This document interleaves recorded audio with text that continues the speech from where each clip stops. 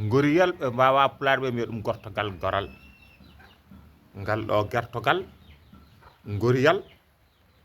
ene heptinire wonde ɗum ko gertogal meɗen ganni ɗe gertoɗe men ganni on ji sifawa boɗejo laasidi ene ɓawli hoore nde ina wojji ina waɗi ko gandanɗa hoore muɗum woni seedere muɗum dow hoore ɗum ɗo noon gertogal ne sen kaali ɗum kaalen dewal ngal e on saaha angali ngal wiyete pulaar ko jarlal ɓikkoñ koñ nana keeri caggal ɓiɓɓe ɓe mbiyete ko coppi taw ko gotel wiye sofru ngoriyal ngal so keewi wiye ngoriije woni wiyoɓe ɗum dungtuŋaje eyyi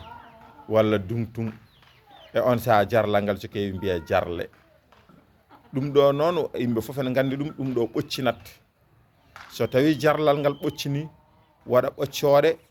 woofo ɗum balɗe nogas e goho manam hippo e dow majje jooɗo tan tolno e balɗe nogas e goho fusa coppi ɗi so fusi coppi ɗi so fusi ɓoccode ɗe coppi jalta hen e on saaha coppi ɗi gona cofañ tokoson ɗum ɗo ko gertoɗe men ganni gertoɗe joni ɓurɗe hewde yeeyede e jeereji ɗi ɗe gona gertoɗe ganni kede gertoɗe machine aji ɗi mbaɗete koye jamde ɓoccode ɗe nangate mbaɗe nder machine aji balɗe nogas e goho toccina ɗum so toccini ɗum e on saaha yaltina wona coppi ɗi ina ñammine ina gurne coppi ɗi gofetake gertogal ngal wofotako ɗi manam joɗotako e dow majje jarlal ngal siɗi mawni e on saaha noon ɗi nafata tan ko goho ko ñamede fayne ha heewa ina ñamte walla noon so on saaha ɗum yawti gandanɗa hoore maɗa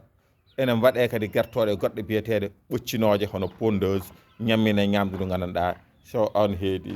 saaha heedi tan ɗi ɓoccinat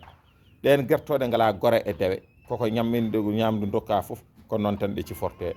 ɗeɗo noon ɗe gertoɗe men ganni ɗe ganduɗen ɗi nan ɗo so tawi ina ñaama wonata koye sikade ay nani won koye irtude koyɗe muɗum ɗum wiyete ina sara gertogal ngal ina sara walla ina weejo ina weeja walla ne wiiɗo eyyi ɗum ɗo noon e on saaha goriyal ngal nan ɗo ina sara ina yiilo ko ñaami jarlal ngal nani sara muɗum e coppi ɗi